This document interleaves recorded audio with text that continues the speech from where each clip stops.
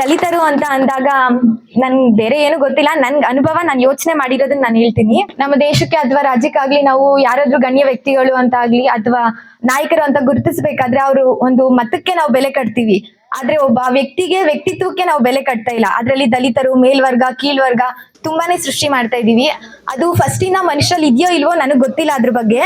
ಆದ್ರೆ ಮನುಷ್ಯರಿಗೆ ಫಸ್ಟ್ ಮನುಷ್ಯ ಪೀಳಿಗೆ ಸ್ಟಾರ್ಟ್ ಆದಾಗ ಅವ್ರಿಗೆ ಬಟ್ಟೆ ಧರಿಸಬೇಕು ಅಂತಾನೆ ಗೊತ್ತಿಲ್ಲದೆ ಇದ್ದಾಗ ಈ ಜಾತಿ ಅನ್ನೋದೆಲ್ಲ ಯಾವಾಗ ಸೃಷ್ಟಿ ಆಯ್ತು ಅಂತ ನನಗೆ ಗೊತ್ತಿಲ್ಲ.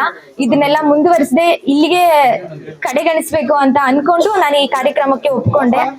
ತುಂಬಾ ಖುಷಿ ಆಗ್ತಿದೆ. ಹೀಗೆ ಎಲ್ಲರೂ ಬಂದಿದೆ.